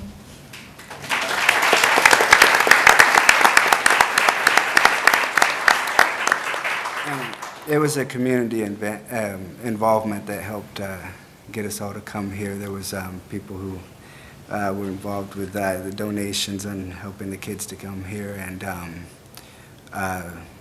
blog writer that got the story out for people to see sitting here in the room. And it was a good involvement from the community. My wife and kids, they got to follow me along the whole 230 miles. It's a good event. Thank you. And so how did you prepare for the event, and how did you get more people involved, especially the youth? That was the youth involvement was from the adult, I guess, facilitators from the Karuk Youth Council. They, I talked with them briefly about the event. It kind of just got thrown together. I wasn't sure if I was going to run the whole 230 miles, and then just decided to do the whole thing, which is from Orleans, California to Wairika and back. It was a round trip in the Karuk Ancestral Territory. It was a fun run. Good job. So I guess you kind of have to finish if you have a lot of youth looking at you and sort of counting on you to lead the way, so that's great. Wonderful story, and we hope to hear about more events like this in the future. We'll turn to Bruce Pecor, and he's from the Menominee Nation of Wisconsin. I'd like to just also say that that's where we kicked the event off, the initiative off in Menominee, and there were lots of reasons that we went out there. The work that the tribe's been doing for a number of years has been really positive in this area. And so want to turn to you and talk about two specific things. I know there's more, there's gardens, there's things with the school, and lots of traditional games that occur, but Menominee Badges for Baseball and the opening of the Kashina Save-A-Lot are two big initiatives happening right now. If you want to just share with the group how you were involved in these and what it took to get them going. Sure. First of all, I'd like to say thank you for having me. It's a great honor to be here, be representing the Menominee tribe. So, back to your question, as far as first of all, I guess the Save-A-Lot grocery store we had opened. We've been, I know there are some panelists here that don't like the word food desert, but we we were just that, I guess, per the definition given by the USDA. So we did not have a place for healthy foods, fresh fruit, fresh meats for the last close to 10 years now. So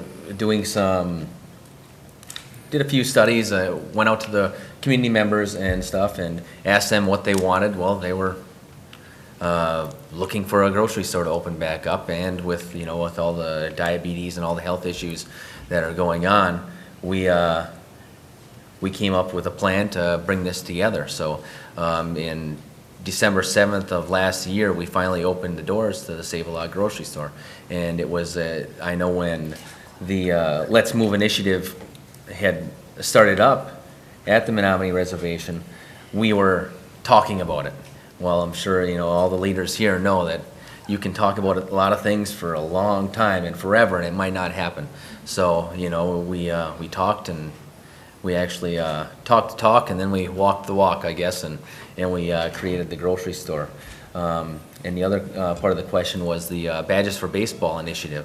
The Menominee tribe is the only tribal nation that's tied to the Badges for Baseball program. The Badges for Baseball program is tied to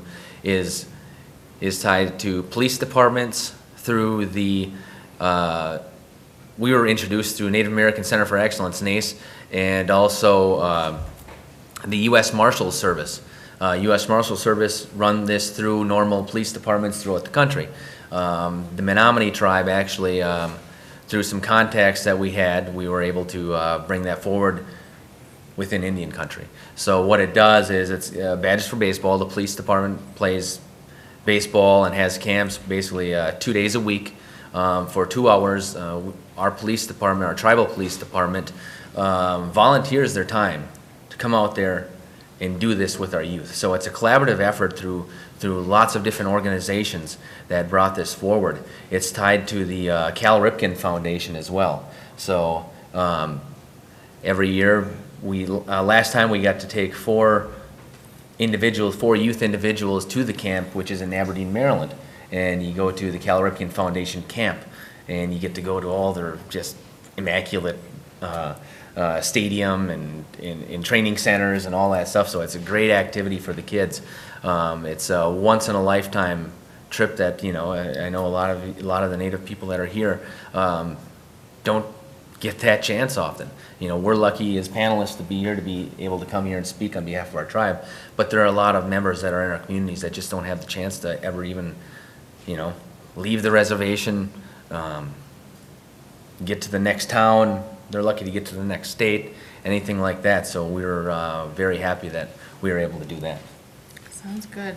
And how, if other communities wanted to do something like that just for baseball, how would they engage? Is there a website or anything like that, or how did you find that initiative? That initiative, it was actually it was an Oneida tribal member, Kim Viju, happens to be married to a person in the U.S. Marshals, and they were talking about it, and I was having dinner with them, and we were talking about it, and lo and behold, we got out there, reached out, and here we are today. That's good, and I think that's something that the Let's Move initiative has been encouraging from the beginning, is that for my community, basketball is huge, but there's also places where baseball is a really big event, and it's better if we have more options for the kids rather than just those sort of main sports. And if you have soccer, and if you have lacrosse, and you have stickball, and you have all of the running, you have more options for youth to choose from, then there's a higher chance that they'll be able to participate. And so thank you for that. And it's a lot of this comes from tremendous work, from people like yourself. So thank you for that. And there's one other thing that I'd like to mention. I'd like to say thank you to the youth. If you'd stand up, and I'd like to give you guys a hand for being here. All the youth, if you'd stand up, please. We're doing this for you because you are actually the leaders.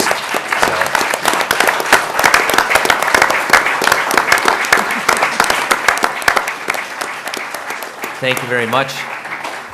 So Brandon Stevens and Brian Newland, stay down. You're not that young anymore. Delusions. Thank you. So the next person we're going to go to is Valerie Seacrest from the Muckleshoot Food Sovereignty Project, and just really happy to have you here. And it sounds like you're doing some tremendous things, and you've recently written a book about revitalizing Northwest coastal Indian food culture. Can you tell us a little bit about the book and what got you interested in writing about and working on this? Yeah, good afternoon, and thanks for having me. It's such an honor to be here and so inspirational to hear everybody else's story. And the book is actually based out of a community-based participatory research project. Wow, big words. And it was initiated actually by members from the Tulalip, Muckleshoot, and Suquamish tribes who sit on an advisory board for the Burke Museum based out of the University of Washington. And this group of archaeologists had come up with this database of somewhere near over 300 different types of foods that were eaten in our region pre-contact. And so this advisory board, who are my greatest teachers, were looking at this database and also noticing diabetes and heart disease in their communities at the same time, and really wanted to translate that database into something that would be useful for tribal communities today. And so I worked as a research assistant actually on the project with Elise Crone, who was the principal investigator, and it was a USDA funded project. And we did focus groups and asked community members about the amount of access that they have to their traditional foods, and what are the barriers to accessing those foods, and then my favorite part, what are the solutions to overcoming those barriers. And these really beautiful discussions came out about the way things were and a time of change and what we need to do to mobilize and take control over revitalizing our food sources for the future. And so it was supposed to be a booklet, and it turned out to be a really huge book with recipes and everything.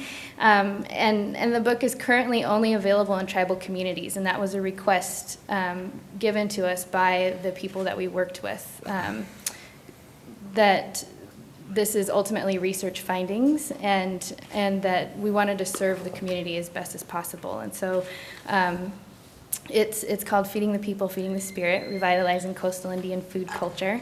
And that book actually inspired the Muckleshoot Food Sovereignty Project. So, while I was writing this, I was also working as the school nutritionist for the brand new Muckleshoot Tribal School, K through 9, or K through 12, and it opened its doors in 2009.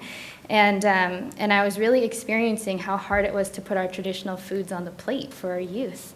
And so here was this group of solutions, and I tried to implement that into our project. So we do nutrition education that's really focused on the teachings of our traditional foods. We've maintained and installed several community gardens. I'm actually flying back tonight to do one more at the new Elder Center that's opening in August. And those gardens serve as education centers and food source areas for our community. We've also held cooks retreats where we bring tribal cooks from the daycare and the Elder Center together to share skills and nurture their culinary talent. Our elders program participated in the King County Farm to Table initiative, and I'm proud to say that Muckleshoot was the biggest purchaser in the entire program. So our elders love their produce. And we're currently, in the next year, going to be developing a menu program that will help organize our food purchasing and serve as a future food policy for the tribe. So there are so many wonderful things that are happening in our communities and so many stories that I'd love to tell, but I understand I only have 5 minutes. And so, wonderful things that are happening. And it's true, like you said, there's a real traditional food renaissance happening, not only in Muckleshoot, but all throughout the Pacific Northwest. And I just feel so blessed to be able to witness the sacred work that's happening, because it really is sacred. And we stand on the shoulders of giants, people who have been doing this work for so long, and who had a vision, for people who they've never met, for people like me and all of us out here that are also doing this work for people who have yet to come. And that's powerful, and I just feel really blessed to be a part of it. Thank you.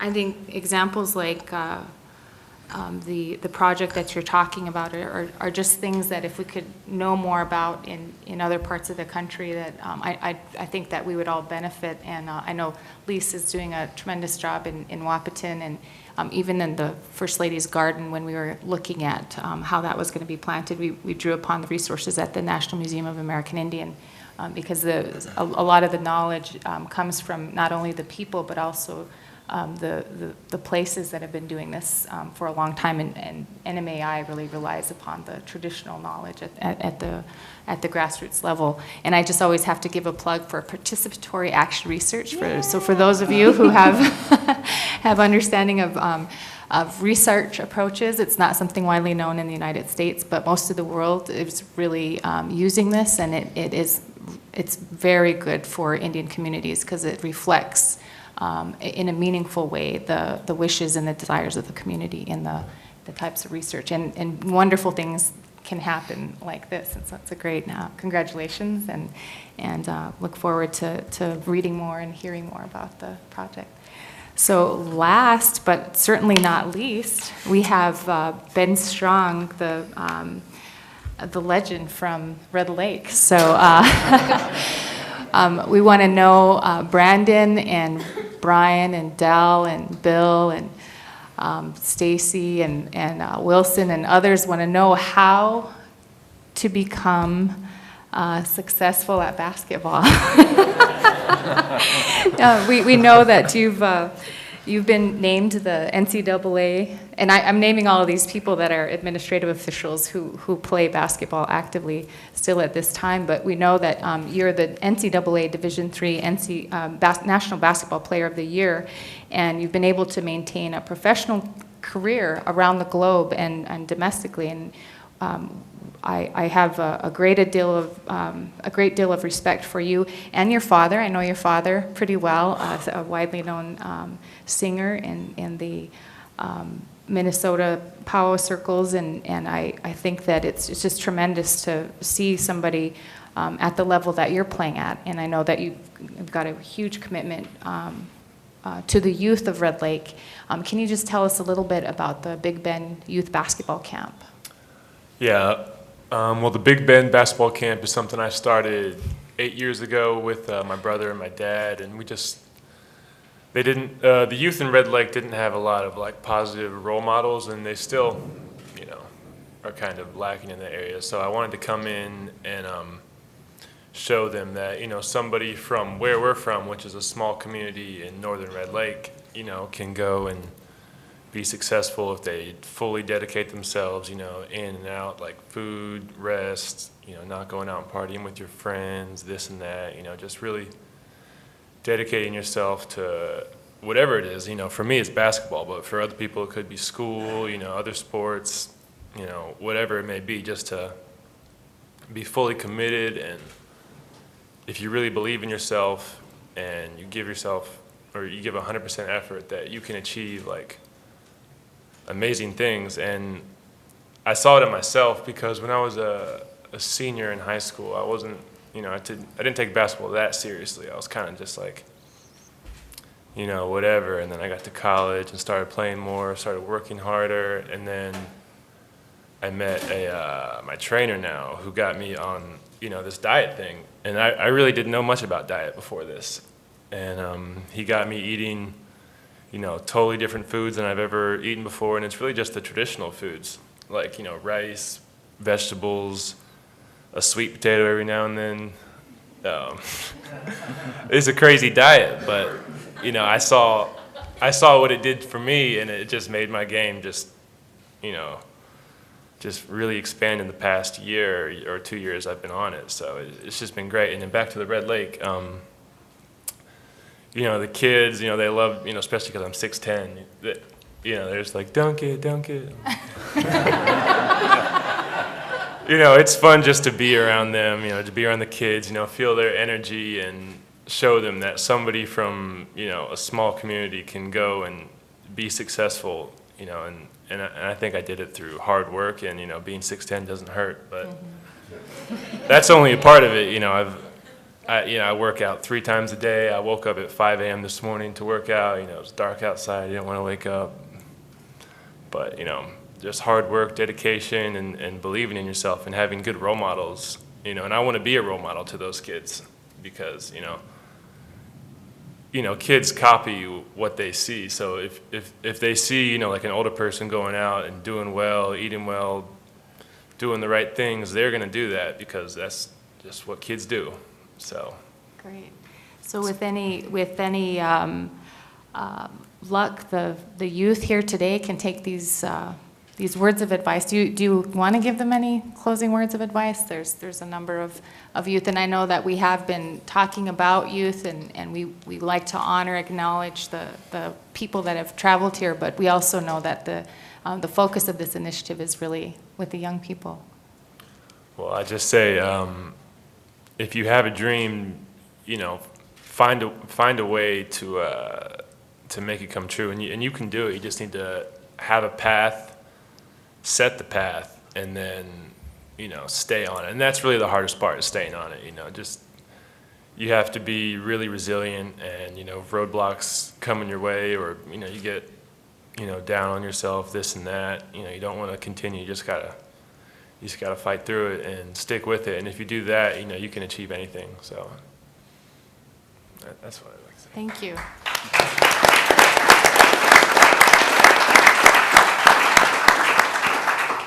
So I think we have just a couple more minutes to hear from the panelists. If there's any parting words that you might have.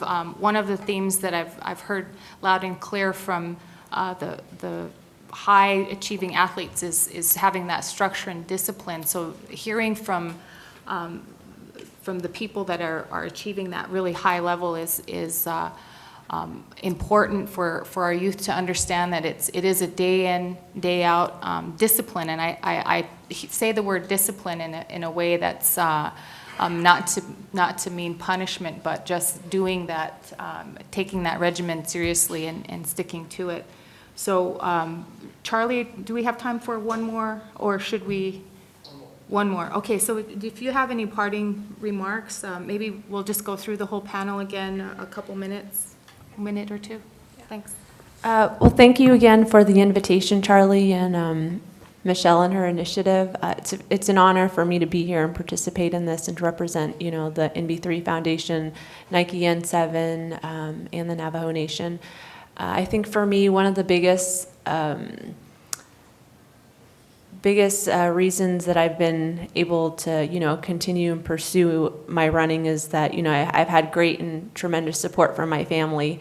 And I know that, whether or not I choose to continue running professionally or not, I know that, one thing that my parents have instilled in me is that, I need to keep running and to take care of my body. My parents have, taught me that, I have to make time in my daily life, my daily routine to go out and exercise and to take care of myself. And that's one thing that I tell the youth when I go out, that a lot of times, running has saved me, in a lot of situations, running has saved me, from being depressed or, being suicidal. I didn't grow up in the perfect household, but, running was an outlet for me to go out and to think about some of the things that were going on in my life. So, that's one big thing that, being physically active can do for you. So that's one of the biggest things that I try to get across to kids. And thanks again. It's truly an honor to be here. Thank you. Mr. Butterfield? Yes, I'd like to thank all those involved with getting me out here. 2 weeks ago, I had no idea I'd be coming to the White House and be on this panel, but I'm honored. And one of my closing remarks, I'd like to tell everyone to start a little garden. It's a big pot or something, just start something and grow it, and you'll see what the feeling is like.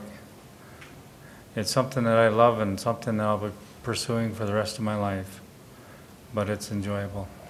Thank you.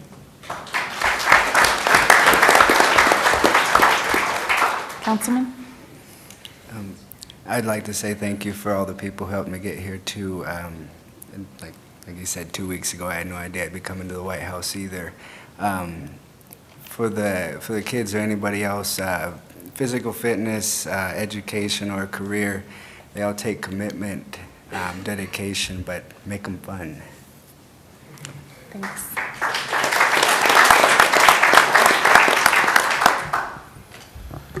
Once again, thank you to everyone that was involved in getting us here. It was a great chance to listen and learn from the different co-panelists that are here, just learn different stories, other things like that. I too grew up doing a lot of sports, and if it wasn't for the sports and activities, I'd be, I don't know where I'd be, if I'd even be here at this point, because it's a deterrent to keep you from getting out there and doing things you're not supposed to be doing. Get out there and, kick a soccer ball, get out there, play some baseball, lacrosse, anything, basketball, anything. Culturally, get out there and dance. Lots of different things, fishing, anything that you can do. These are all activities that you can do with different family members, all with friends, all this. Make it fun. Make it something worthwhile that you can do to keep yourself in a good, healthy way in life, I guess. So once again, thank you.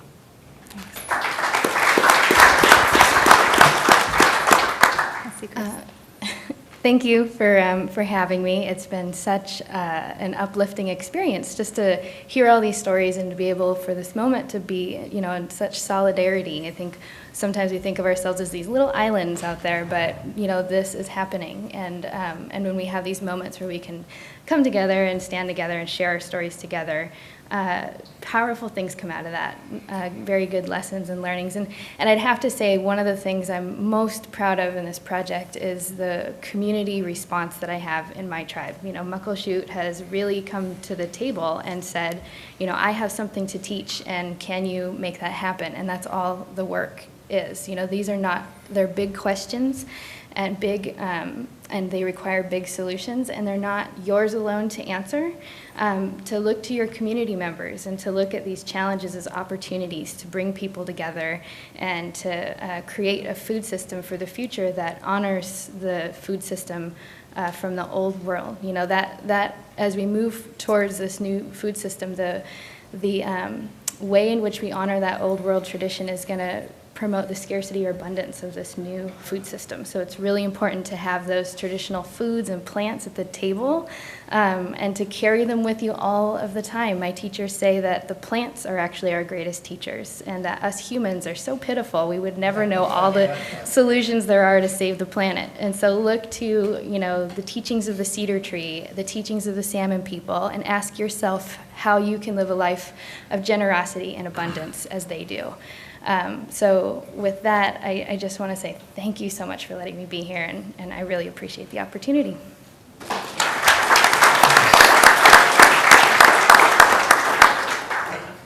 I just want to say thanks, you know, for being here. I think this is a great thing, you know, for our community.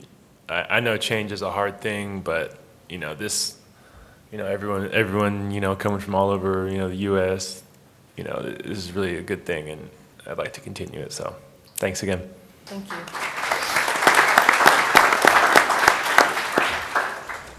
Thank you very much to our second panel. It's truly an inspiration, and it was an honor to hear all your stories. Now for our closing speaker, I want to introduce a very special guest. Sam Cass is the Senior Policy Advisor for Healthy Food Initiatives and Assistant Chef at the White House. He's one of the busiest people in D.C. Aside from just running the LetsMove program, he's promoting healthy food across the country and is still preparing healthy meals for the first family. As I've mentioned everybody else's athletic backgrounds, I have to say I'm the most familiar with Sam's because we played baseball together at the University of Chicago 10 years ago. He played center field, I played right field. We still haven't settled who had a better throwing arm. I did hit more home runs than him, but he also probably hit for about 150 points higher than me in batting average and probably stole more bases than I will ever see in my life. But he is a great champion for Let's Move in Indian Country. He was the mastermind behind the Three Sisters planting in the White House kitchen garden last summer. And so let me introduce Sam, a great teammate in college and a better teammate at Let's Move in Indian Country.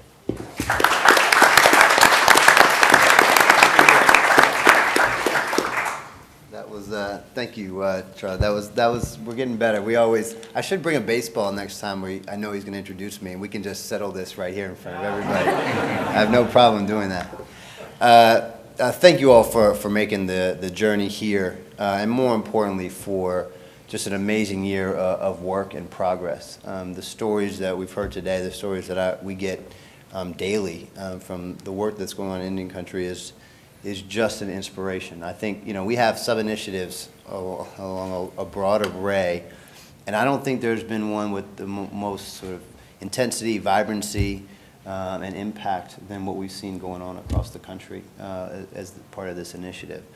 And we know just how high the stakes are. We know how high the stakes are for the community, and so seeing people unite and come together around the health and well-being of our families and also of our future is something that is just so powerful and is exactly what the First Lady hoped for. She started this whole work by planting a garden. So I was very touched by, you know, just the simple step of what we can do by just putting a few seeds in the ground and seeing what can grow from there.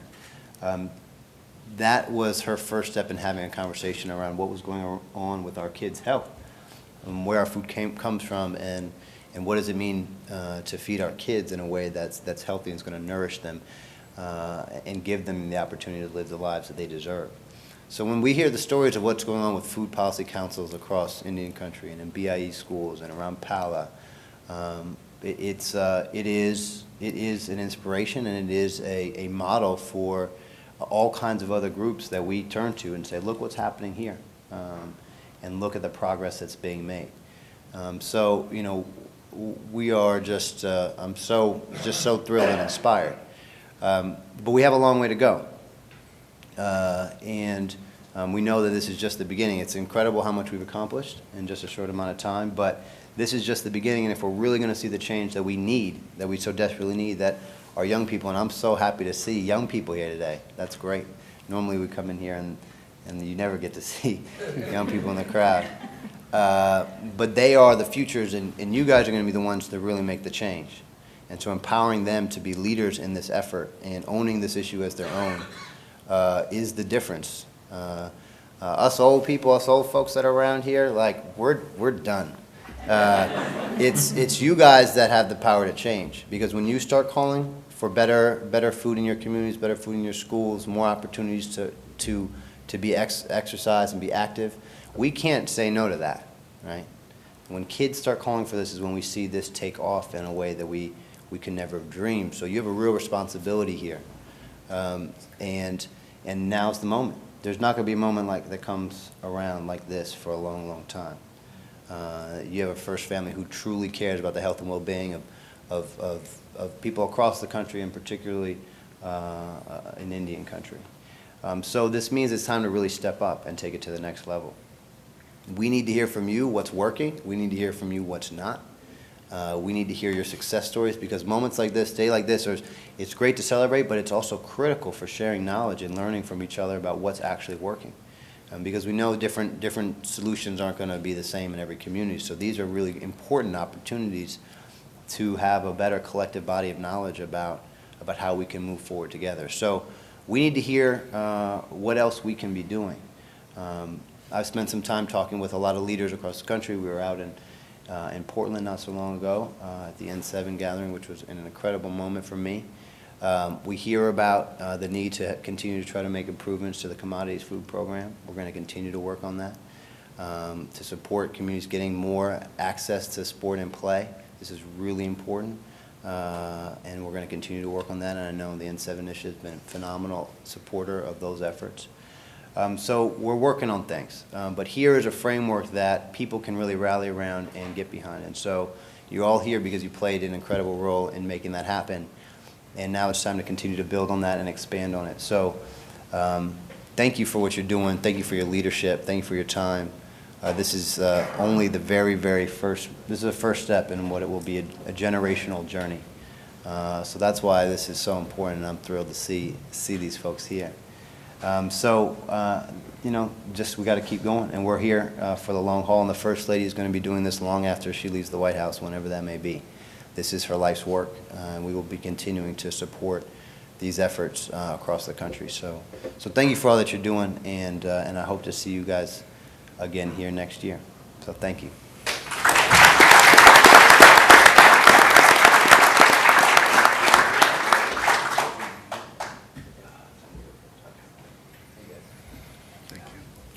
Thank you very much, Sam.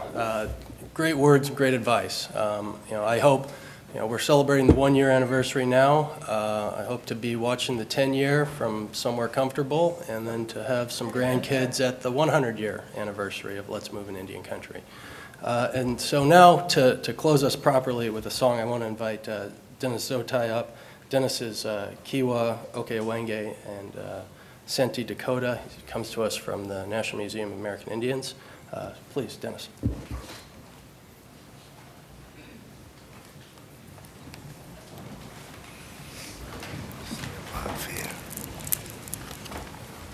Thank you very much. As American Indians and Alaska Natives, we know that our ancestors lived healthy lifestyles. What we now refer to as traditional knowledge in sustaining our healthy lifestyles, our ancestors practice this daily in acts of survival. Let us remember their legacy. Let us go back to our communities as we depart on this day and encourage our tribesmen, our youth, our elders to eat healthy, to exercise, so that we will remain strong for coming generations. This will be, at this time, I'd like to share a closing song. Because it is appropriate in Indian country, there is a beginning and there is an end.